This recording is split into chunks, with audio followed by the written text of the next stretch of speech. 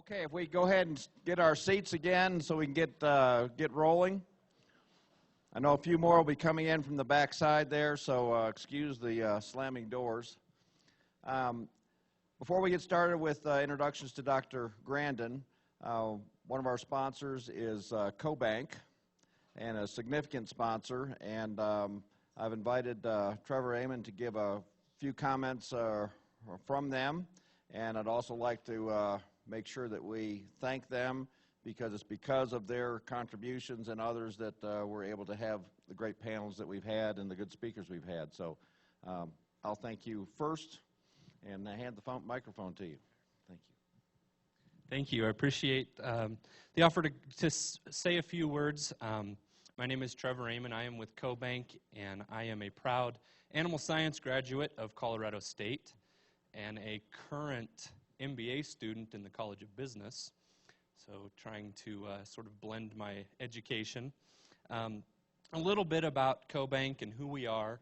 You may not be familiar with CoBank. We are a proud member of the Farm Credit System.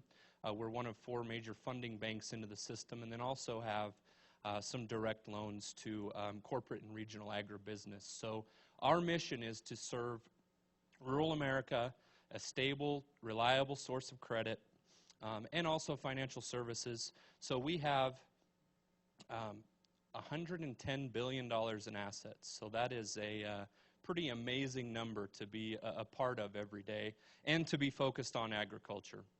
So to echo Randy's comments, you guys we're all in for a treat looking at the speaker lineup today. I think that's already proven itself in the morning, and there's definitely more to come in the afternoon. So just happy to be here, and definitely supportive of all the great things that this program has brought to a lot of us here. So thank you. Thank you very much, Trevor, and thanks to CoBank. One thing, if you're from Colorado State and you travel around the world and you introduce yourself and you say, oh, I'm at Colorado State, generally the first question that comes out of the person you're talking to mouth, do you know Temple Grandin? And I get to proudly say, yes, I do, very well. Temple is an icon to the industry that we like, the livestock industry, because of her background and her ability to see things differently than others. She is also a hero to many with autism and other people on that spectrum, that she is able to speak as a person who has overcome that or is using it to her advantage, so to speak. So she is very, very well known. Probably what put her on the map the most was the HBO movie called Temple Grandin. And just so I prevent any questions that might come about that, she says, yes, everything in that is true. Especially the livestock stuff. Okay. So I don't want to take any time from Temple. We're delighted to have her here. She is going to be speaking on let's be more transparent and keep our consumer informed of what we do. And I got to keep the water separated from the electronics, because I think that's a really important belief in the separation of water and electronics, because it would have a very bad effect on that if I spilled that on all the stuff there. Now, I really agree with Pat's positive approach. I totally agree with him. That was a great talk. Now, there's been a lot of improvements in cattle handling. That's one of the bright spots.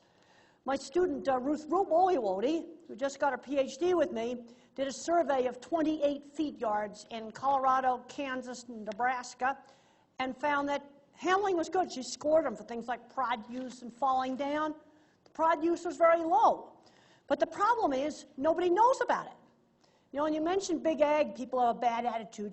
Last night, I was on the airport shuttle going out to the parking lot, and I got to talking to this lady, and she asked me what I did, and I said I was a professor of animal science, and I had just gotten back from a trip to do McDonald's auditor training at a Tyson plant. And I said the word Tyson, and she goes like, ew. And I explained to her that actually it was really good. After I talked to her about it, then she softened up. But the first reaction was like, Want to mention the name of a big corporation. Now the thing is, what people don't realize, I've been around for a long time, and the bad old days, boy, they were bad. The 70s, the 80s, the early 90s, handling of cattle was totally horrible. That is something that has greatly, greatly improved, but nobody knows about it. And there's several things that have, helped fix handling of cattle. Well, one of the biggest right here, it's right here. Yeah, they're afraid of this. That's one factor. That's made people work on handling. I think another factor is people that use beta agonists, they got to have good handling, or they're going to have trouble with beta agonists. It requires good handling. What I have found on handling is if you just go out and you show people better ways to handle animals, about 20% will handle animals better. Others going to have a bit of a motivation. We've also been doing some work down in Mexico right now, just with my company. Well, all I can say about it, it's the 80s time machine, and it's not pretty. We're back in the old stuff like just total beaten up cattle, pointed sticks, squeeze them too hard with the squeeze chute, don't clean the water troughs. You're talking about basics here. It's not fun. Now, the young consumer today is just not very well informed. I just read an article in Feedstuffs about chickens, and 78% of today's consumers think chickens have GMOs. Okay, what are GMOs? A lot of people don't realize that the insulin you get today for diabetics is a GMO. Okay, how about CRISPR, gene editing? You don't put new genes in from some other species. You just rearrange and you re-edit things. 77% of consumers think chickens get hormones. Many younger people today have never been on a farm. And about a quarter of the millennial generation uses social media as a main source of information. Social media and bloggers. They're not reading as much stuff. And what matters is shared values. That's the thing that matters. That matters a lot more than the science matters. That's some of the research that Charlie Arnott has done with his Center for Food Integrity. And a recent article done by Purdue University in Journal Animal Science showed that the younger generation is a lot more concerned about a lot of the different issues. And the other big problem we've got today with the internet is it magnifies the voices of extremists, right and left on every single issue. That's the stuff that seems to go viral. I don't care what the issue is, not just ag stuff, everything. We're kind of living in a new era. Now let's look at some good examples of transparency. I've worked with Janet Riley at the American, now NAMI, I have a hard time calling it NAMI, it's been AMI for so long, on the beef plant video tours. I'm not going to show them because they probably won't work, but you can look them up online. Beef plant video tour with Temple Grandin, pork plant video tour with Temple Grandin, turkey plant video tour. Beef plant, I looked them up last night, 261,000 views. The turkey is at 446,000, and the pork is at 457,000. And these videos have 85 to 90% likes. Yes, but the activist stuff has like 2 million views. Because I have this other video on pork stunning. It's one of my training video things. And it has 3.2 million views with about 75% dislikes. And I think one of the reasons for that is that went viral with the vegan websites. That's what I think happened with that. And one of the reasons why I think the videos I did with Janet Riley come out more positive is we work into things slowly. Now, you'll notice when you look up the beef plant video tour and the other video tours that my books are parading around on it. That's not because I'm an egomaniac. That is to show viewers who I am. Also, work them into it slowly. You're a good 8 minutes into those videos before anything graphic is shown. You see, you've got to engage the thinking, this part of your brain, not the stuff that's down here in the base of the brain, the emotions. You've got to engage the thinking, get them interested. Like last night when I was on the airport shuttle, The lady's first reaction when I said Tyson was like, ugh. But then when I got to talking to her about it, she got a whole lot better. Some other good examples of transparency is Fair Oaks Farm and Pig Adventure in Illinois. A big, huge commercial dairy, big commercial pig farm, indoor, slatted floor, might call it a factory farm, and they can see everything. And I asked them at Fair Oaks, what's the most common weird question you get about the pig farm? And the common weird question was, are those actually pigs? I go, are you kidding? Yeah, they're real pigs. They're not Disney animatronic pigs. Now, several surveys have shown that local is one of the #1 priorities.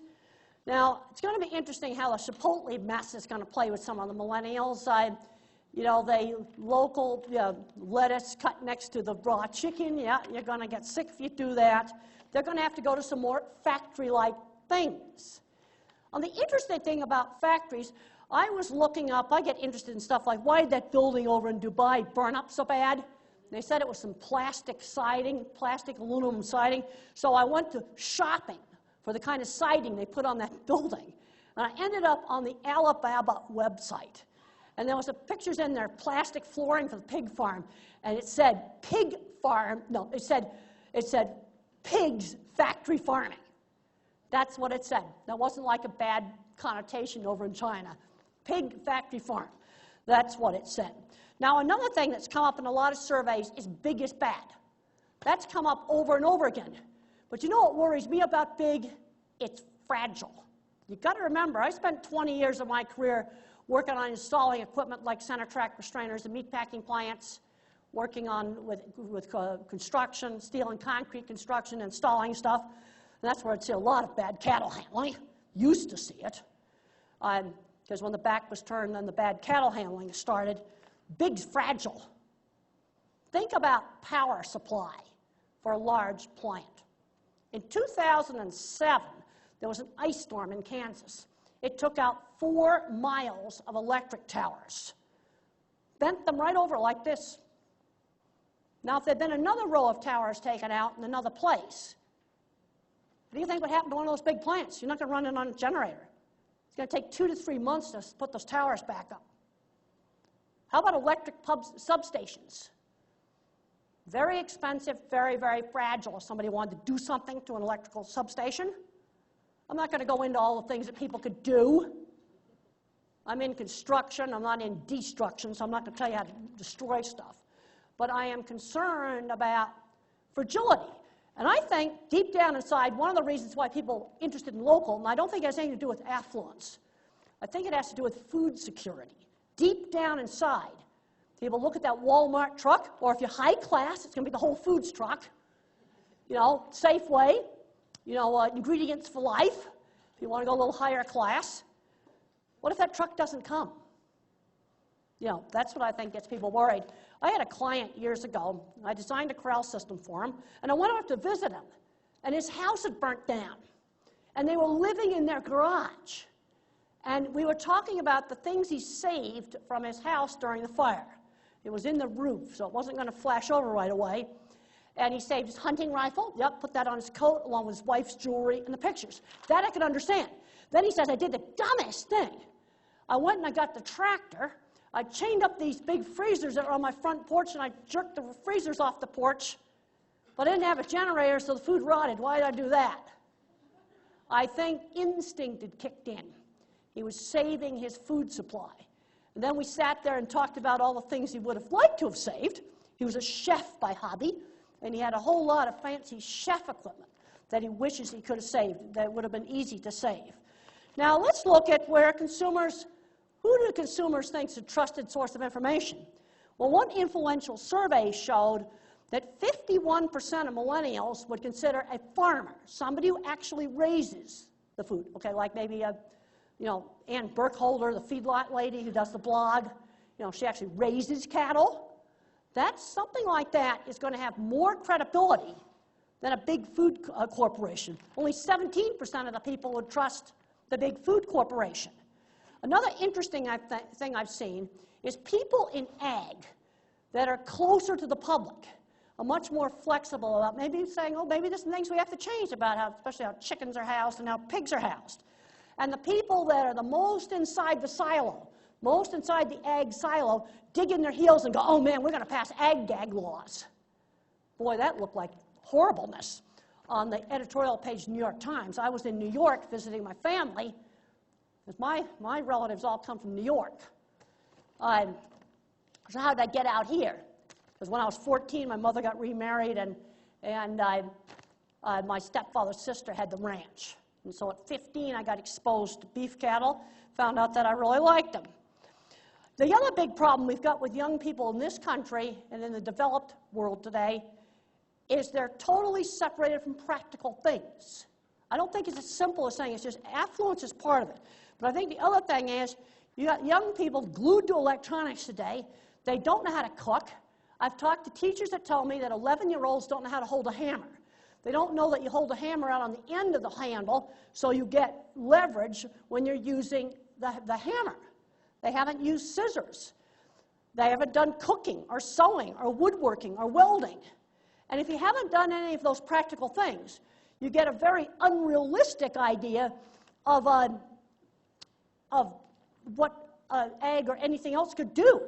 I had a young freshman at CSU from the English department call me up and she said, Dr. Grandin, can you make slaughterhouses absolutely perfect? I go, no. I can make them really good, but I can't make them perfect. Nothing's going to be perfect in the practical world. If you haven't worked in the practical world, you don't understand that. No, we need to be getting people out seeing stuff. Yeah, and back when the days when the handling was atrocious, both at the feed yards and at the slaughter plants, I can remember taking McDonald's executives and Wendy's executives and other executives on the first trip out to different places. And when things were going well, they were fine. But I remember the day when they saw a half-dead dairy cow go in their product. Yeah, that needs to definitely get cleaned up. How about ethics? I think the millennials definitely interested in wanting to make a difference.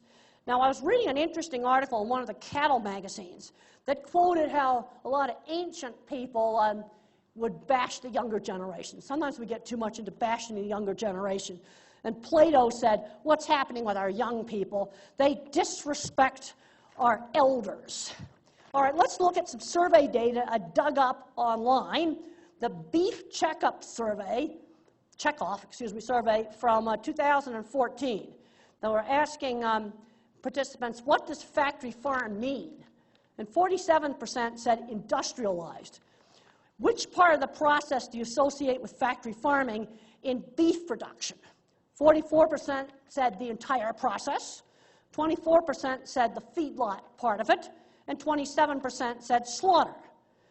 And then when asked about some of the top concerns, number one was inhumane, crowded conditions. Okay, we just heard this morning about picture that sort of manipulated, make cattle look crowded. Hormones in meat, sick cattle, and foodborne illness. Interestingly enough, methane and painful procedures were lower down on the list. I want to end up before we're going to just do a lot of questions, because that's what I really like to do, is let's talk about sustainability. What is sustainability? What is it? I think sometimes it's easier to almost define it by what it's not. Okay, if you had a town with a broken wastewater treatment plant and it dumped all the raw sewage into the river, I think everybody could agree that's not sustainable. Or you just let some cattle completely destroy a pasture somewhere because you didn't practice pasture management. But if you do grazing right, it actually improves the land. This is something that blows a lot of minds. Last year at this seminar, in this very seminar, there was a really interesting agronomy person who talked about the origin of different types of soil. Man, I ate this talk right up. I learned something I didn't know before at that talk, and I think it's really super important, that the Molly soils, Iowa, Illinois, those were formed by grazing animals. Grazing animals are part of the ecosystem. That helped create that really good soil. Well, in November, I had a chance to go to the Australian outback. This was a mind blower of an experience. We got on an elderly, barren, twin-engine plane, actually very well maintained, and flew 2.5 to 3 hours south of Darwin, out in the middle of the outback. And you see nothing. Now, just 2 days ago, doing the McDonald's training, we went to the Tyson plant in Amarillo, we went to Seaboard. And we were driving up to Seaboard, yes, and that looks like a vast landscape between Amarillo and Guyman, Oklahoma. But you still see some civilization, like it's oil pumps, you'll see a house, you'll see some stuff. But when you fly out over the outback, all you see is a single road, grassland. You're talking about an area of Australia that's the size of 1/3 of the whole U.S. And the only thing you can raise on that land is livestock. You cannot crop it. The wells would instantly run out if you tried to grow crops on that land. So the Australians are in a situation where they produce more cattle than they can eat. So the fancy ones get fed out in the feed yards on the coast. They don't have enough grain to feed all the cattle. So they take the half-sized cattle, put them on a boat, send them over to Indonesia. And the reason why I got called to go on this trip was in 2011, some really horrendous videos came out, totally horrendous videos of slaughter in Indonesia. They were beyond bad. Don't think I'll go into all of the gruesome details. So my immediate reaction in 2011, well, we ought to cut the trade off. Well, I don't think that's the right thing to do. What we got to do is clean up the slaughterhouses. And I'd love to get rid of the filthy, disgusting wet markets. I went in a wet market. It was so disgusting. Ugh. And they had like 200 of these little hole-in-the-wall slaughterhouses. Now, how about build a nice big plant and control it? That's what I'd like to do. And they send the cattle over there, and I got to see the cattle in the Indonesian feed yards. Those actually were pretty decent. They were quite big. Might be 10,000 cattle in one of these feed yards. They have a lot of rain, so they're on concrete. And they've got to clean the pens out a lot, and they got lots of labor. For most of the cattle, they were keeping them clean. I had to get after them for a few pens of dirty cattle.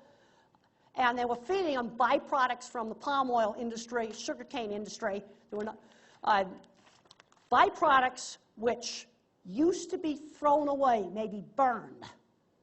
They were feeding that to cattle. They don't get any imported feed. That sounds pretty sustainable to me.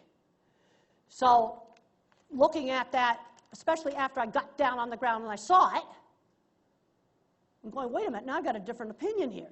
Because now I know I've been there. And then finally the plane would get to the cattle station, in the middle of nowhere, land on a dirt strip. Cattle station's off the grid, all on a generator. But you know what? The government put in cell phone towers all along the way.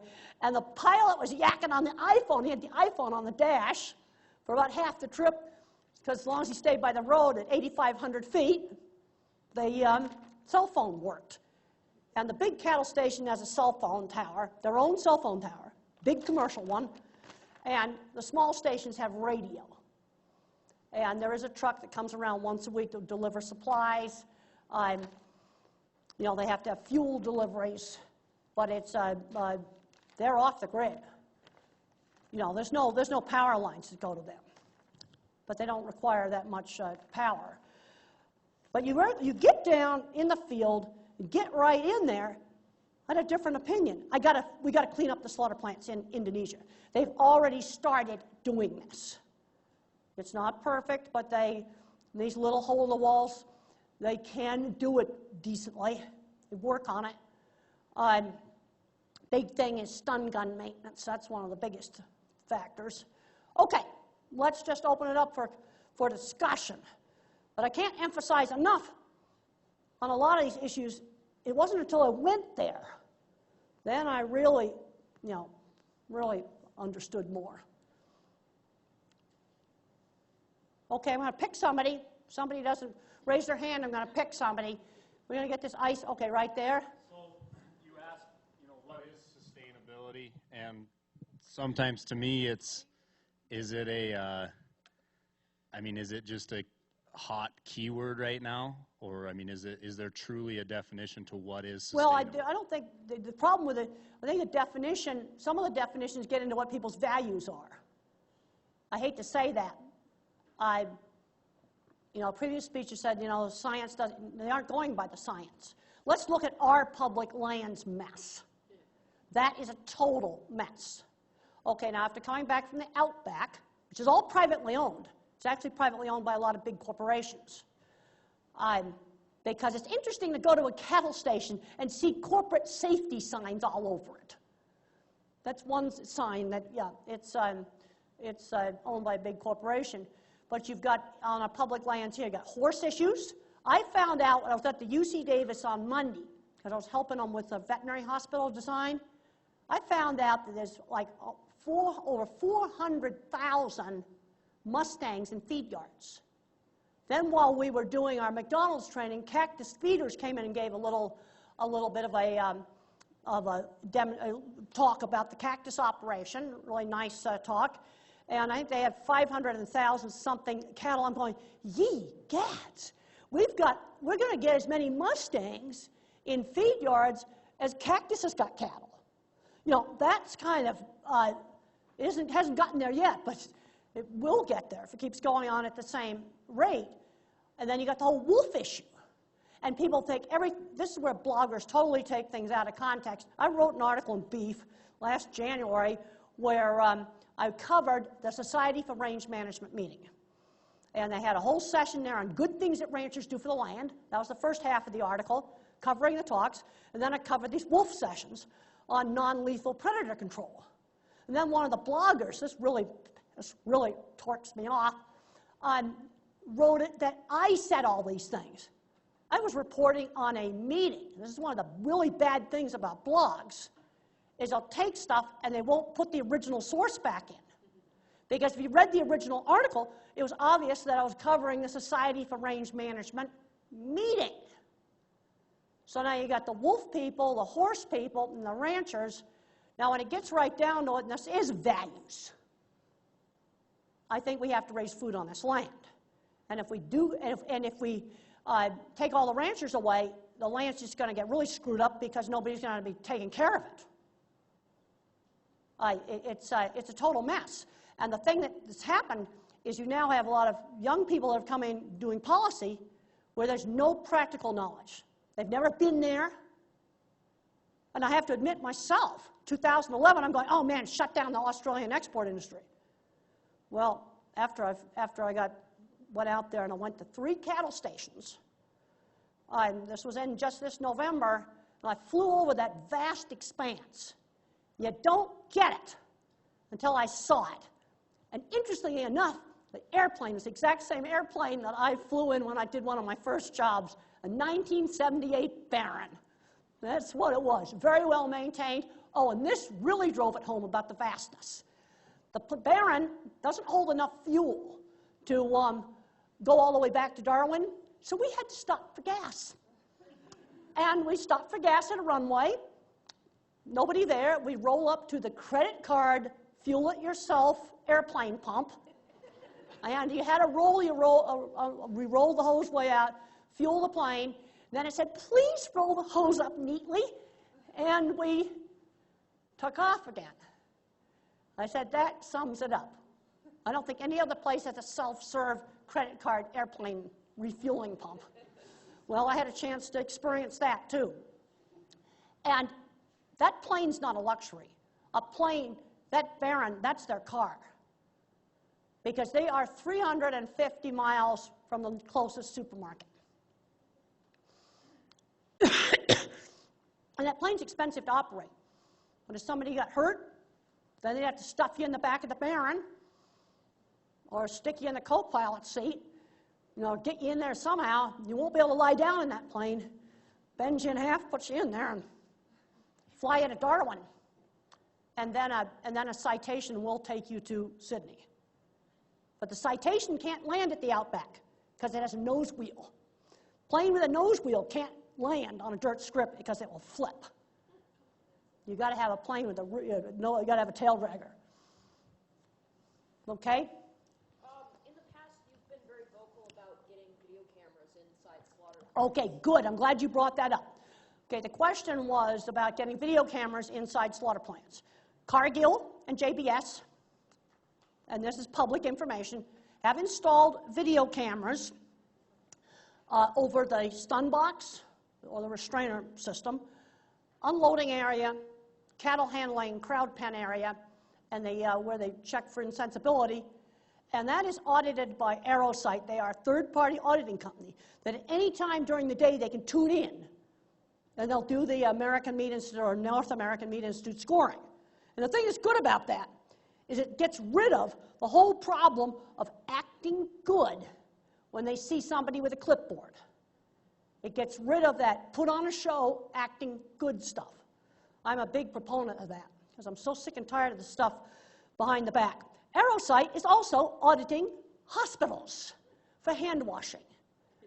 And their before results were atrocious. Like about half the doctors weren't washing hands. How about food prep at a restaurant? Was equally atrocious. Only half of them were doing certain steps right. And then after the cameras went in, it went up to like 95%. So big difference. It's just like traffic. If the police weren't out there with the speed cameras, can you imagine what the freeway would be like? You know, if the police never enforced anything. No, I'm a big proponent of that because it kind of solves the problem of what they're doing when nobody is watching. Okay? Question up here. Okay. What's the current status of video monitoring in production facilities? When you say production, you mean feed yards? Yes, feed yards. Yeah, there are some people that are going to be putting that in feed yards too, especially in the processing area. You know, now every small ranch, that's not going to be possible. But what I have found with, you know, well, feed yard handling, I think, there's a lot of people working on that now, and it's getting a lot better. But you still have got to monitor it. And the other thing is, people get tired. There's unpublished data, and I wish this was published, but it's not. In chickens and in pigs, loading crews that load out the animals. Both the chicken company and the pig company kept track of death losses. And when the workers got up to about 6 hours of hard work, loading chickens or loading pigs, the death losses went up. Now, for the pigs, the way the weather was going, the temperature was going, the midnight would have not been as hot as the 6 o'clock in the afternoon. The 6 o'clock in the afternoon had less death losses than the midnight because people get tired.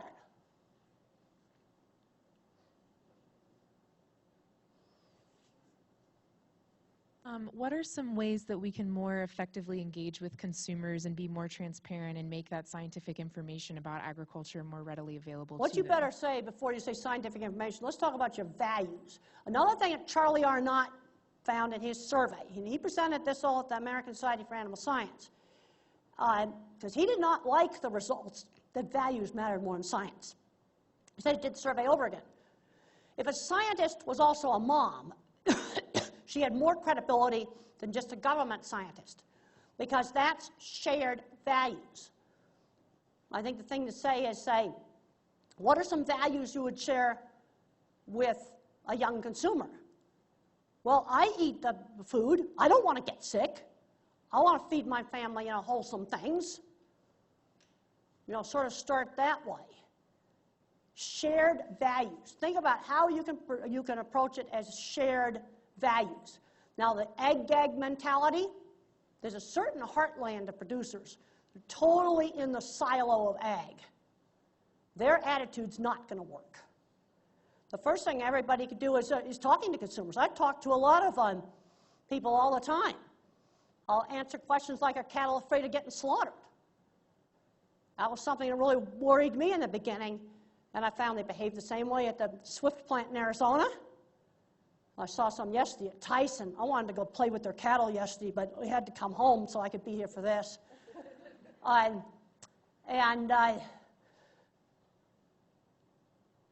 they behaved the same way at the feed yard. And the stress levels. I actually collected a bunch of scientific data for people who want scientific data. I've got it. It's in my paper I have called Assessment of Stress During Handling and Transport. Another scientific paper I've got on handling just came out in December. It's called How Do Farm Animals React and Perceive Stressful Procedures Like Handling, Transport, and Slaughter? How do farm animals perceive and react to stressful procedures such as transport, handling, and slaughter. Now, another way you can find it really easy is just go on Google Scholar, type in my name, set it for 2015, not 2016, set Google Scholar for 2015. And what I talk about is, on a lot of handling things, is what's the animal's previous experience with handling. If they've been beat up in the handling facility, they're not going to want to go in there. They've been handled quietly, they're going to be less stressed. That paper reviews a lot of the literature. And basically, when it comes to the stress hormones, and this is in my older paper, Assessment of Stress During Handling and Transport, the cortisol levels range from very low to really high. But the range is the same at both the slaughterhouse and in a feed yard or farm situation. Yeah, handling can vary from almost no stress to a whole lot of stress. And a lot of it depends upon how they're handled and what is the animal's previous experience with handling. Because I've had cattle absolutely refuse to go in the squeeze chute, and they had bad previous experiences. Temple, with the new science that's come out, what is your current thoughts about the reintroduction of Zilmax? You better use it really carefully. Now, the thing is, this is one of the have-tos right here. You don't want to get caught on this. It's the speed camera. You better watch out for this. Oh, let's turn it on so you can see it. Yeah, you want to see it in all its beauty there. Watch out for that. Now, I think, what I'm finding on the handling, there's 20% that will do it when you just show them. Others have to. Okay, if you want to use Zilmax or you want to use ractopamine, you have to have good handling. Have to. Because if you don't, you're going to get into trouble. And then you better watch out doses. Let's not do dumb stuff, like 21 cattle that had their feet fall off. Yes, they were fed potato starch and Zilmax, not much else. Pretty stupid. That kind of stuff, you cannot let it happen. And everything I've read scientifically and everything I've seen anecdotally, hot weather's an issue. Be especially careful in hot weather. Use it carefully or you will lose it. It's that simple. Cannot let another mess happen like the thing where the cattle's feet came off. You can blame it on whatever. People fight over that. But don't let that happen. And don't tell me that cattle's feet fall off. I don't want to hear that kind of talk. I've been in cattle for 40 years. I spent 20 years working on really rough construction sites, installing equipment, especially in packing plants, all through the 80s and the early 90s and the late 70s, working with construction crews, staying in crappy hotels. There was no Holiday Inn Expresses. We had to stay in the strip motels. And cattle getting stuck in all kinds of things, all kinds of bad stuff. I did not see feet falling off. The only time I saw one fall off is when it got jammed in a really powerful hydraulic gate, and he lost half of the toenail. Yeah, but feet don't normally fall off a cattle. Make darn sure that doesn't happen. Be careful. It gets down to not pushing things too hard. You can push them too hard with genetics. I'll tell you another thing I'm concerned about in genetics is leg conformation in animals. I'm going to the stock show on Monday. I'm going to be checking out the bulls. And last year at the stock show, I saw Simmentals with bulls that were so post-legged in the back, these things could barely walk. That's just ridiculous. Breed them with the decent legs. I'm happy to say at Seaboard, I checked out the pig legs. They've actually worked on cleaning up their leg problems. Because in the 80s, the pigs got into horrendous problems with collapsed ankles, and they were just breeding for production traits and not looking at legs. There's some cattle that have got horrendous legs. That's bad too. And the pig industry only fixed it after it got so bad, half the market hogs used to be lame. I was really pleased to see. I checked a lot of pig legs out 2 days ago, and they were looking really good. I was at that plant 10 years ago, and the legs looked horrible. Now they're looking good. They've done something to clean that up. I'm happy about that. I was real pleased on how their pigs walked. Okay? What are your views on monoslope production systems For what, for pigs or beef cattle? on beef cattle? One of the- Monoslope feedlots. One of the biggest problems you have if you have animals on concrete, just on naked concrete, you try to keep them in there for too many pounds of gain on hot feed, you're going to get swollen joints and lameness. Okay, let's just go on animal welfare outcome measures. Another book you might be interested in I have is Improving Animal Welfare, a Practical Approach. One of the things I emphasize on that, and I won't tell you how to build a feed yard, but let's look at outcomes. Lameness, the same thing with the Zilmax. Lameness, swollen knees, swollen leg joints, and dirtiness. We can measure. It's very easy on a 4-point scale to measure those three things. Now, I was just back in Ohio just recently, and some of the people that have some of these concrete slatted floor feed yards were finding they couldn't go from a 400 to 500-pound calf all the way up to 1,400 pounds on naked concrete. You put the rubber on top, that helps some. And you start getting really bad lameness and swollen knees. And if you're using bedding, you've got to use a lot of bedding. Biggest problem I see with bedded systems is they don't put enough chopped up corn stalks in there to keep them clean. It gets back to the outcome measures. We got to look at everything that we do and go, how's it going to play on this when it's put on the internet? And if your cattle are living in a shithole, that's something you want to show the public? Or they're laying on their sides with their legs straight out like this because they're sore, with a great big swollen knee joint like that. If you can, actually in Indonesia, I was surprised that the cattle actually looked good there. And I think one of the reasons is feed is mostly roughage. And they feed them some of the tapioca stuff. They grind the whole bull, and they're all intact males. No growth hormones, intact males, and they just grind the whole bull up in the meatballs, and they mix tapioca with the meatballs, and they bounce. And they love them. I didn't think they were that good. And I went one really nice one. I ate one of them off the production line, but I also ate some in a restaurant, and they like them bouncy. I think they're about half tapioca. I call them bouncy balls. That's Other what they questions do with for Temple? That's what they do with the bull. We got to make sure, no matter what you're housing them in, keep them clean, not lame, don't have swollen joints. And the other thing is heat stress symptoms. Open mouth breathing. When they're at rest, they've got heat stress. Now, I was kind of horrified to open up on, how was it, Beef, one of the brand new magazines.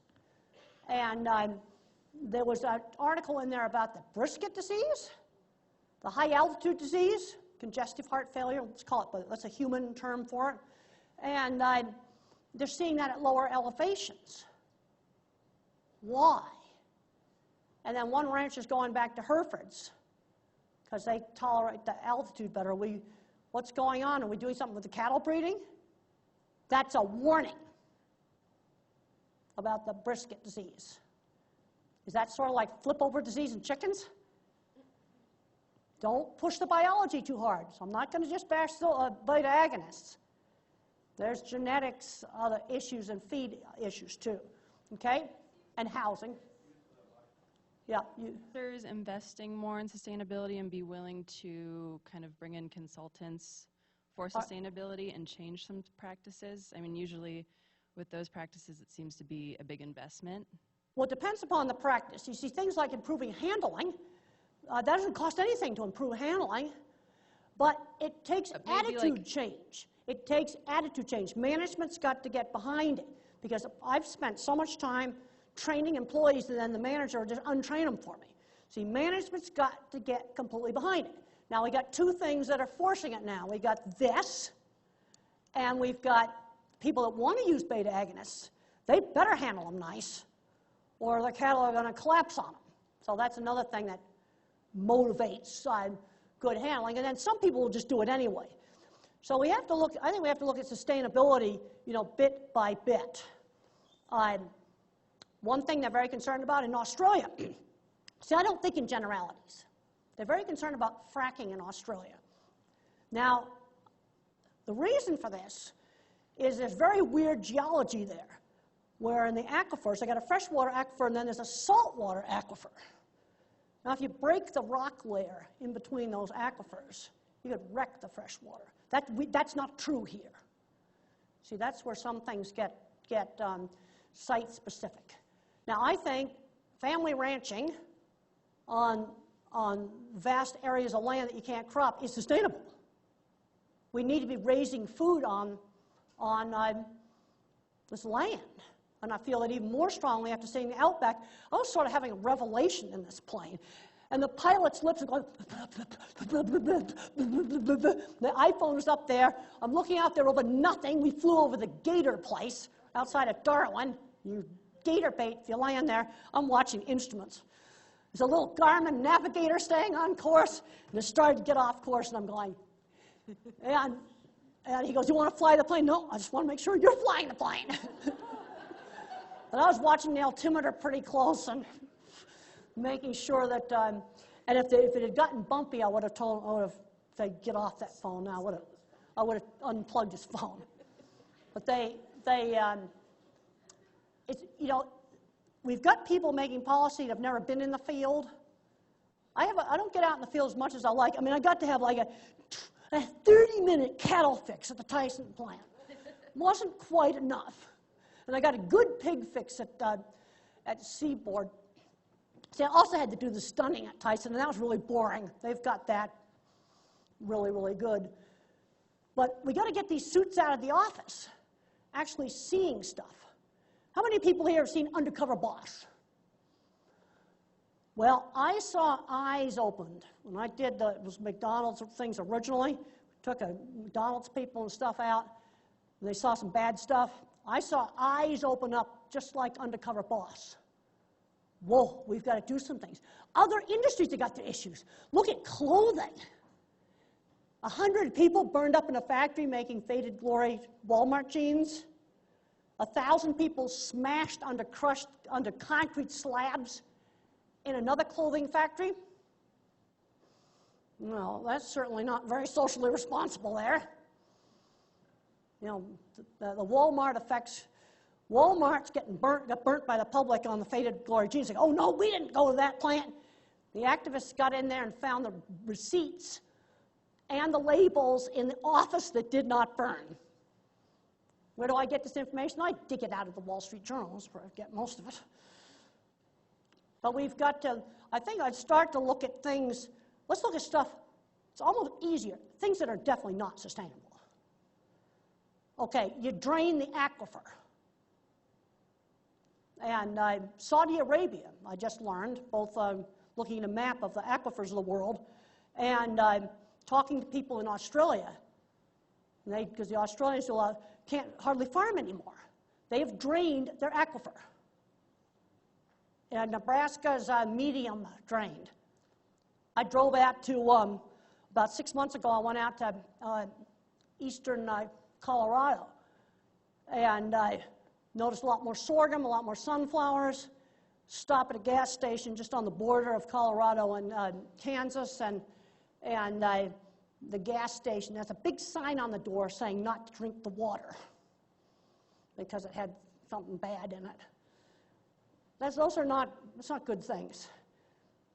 Get out and see stuff. And then this whole wolf thing, that's another absolute total mess. Well, maybe we're going to end up having Mustangs and wolves, and the wolves will dine on the Mustangs, and the pasture's probably going to get pretty messed up. That's certainly not very sustainable. It's almost ending. Okay, let's take another question. Have time for one more question. One more question? Who'd like to pose it? Maybe they'll pick somebody. He will do it, so somebody better Okay, raise right their here. hand. What do you think the future of pain mitigation on painful procedures? Painful pain mitigation, I think gradually we're going to be doing it. And since we have so much bureaucracy in this country, other countries are going to set the standard. And it's got to be something sensible, you know, like giving them meloxicam. The Australians have got a gel they put on the castrate that's just got lidocaine and some antiseptic in it and a little bit of adrenaline, a little epinephrine to seal up the blood vessels. The patents are available online. You can mix it up yourself, nice and easy, but don't do that in this country. We have to find simple things to do. Like maybe you throw some meloxicam, that's an anti-inflammatory drug, down the animal and smear the gel on it. Because in beef, we've got to have something we can do at the same time we do the operation. Because I don't want to handle those calves twice. That's going to be a lot of stress. Now you see in dairy, when you've got the calves in little hutches, you can go down maybe 5 hutches, lidocaine up the horn bud, and then come back and burn off the horn bud. Or we simply, maybe we do a GMO to get rid of the horns. Maybe we do CRISPR gene editing to get rid of the horns. You know, is CRISPR, is gene editing a GMO? Well, there's a lot of GMOs out there. If you're diabetic, you're going to be taking a GMO right now. I think there's various things for fermenting beer and other things that got GMOs in it, too. It's everywhere. Last question for Temple. But the other big concern I have is that people, the social media has made it so people have a much more emotional, quick response to something, goes viral, and nobody's reading things deeply. That worries me. There are some young people today who don't know what Googling is because they're just getting everything off their social media contacts. And then on the phone, yeah, mobile friendly, but it's a lot, who's going to read deeply on looking stuff up on a phone? I've tried doing searches online, you know, scientific paper researches on the phone. Yeah, I can do it, but God, give me a desktop.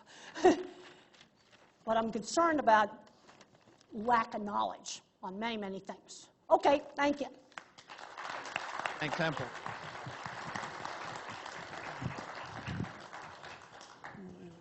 Get this, okay, let's just take that back. Temple, you going to be here this afternoon? Yeah, I'll be here for this part. So Temple will be here at least through the break, so if I know some of you had requested to get some pictures made with her.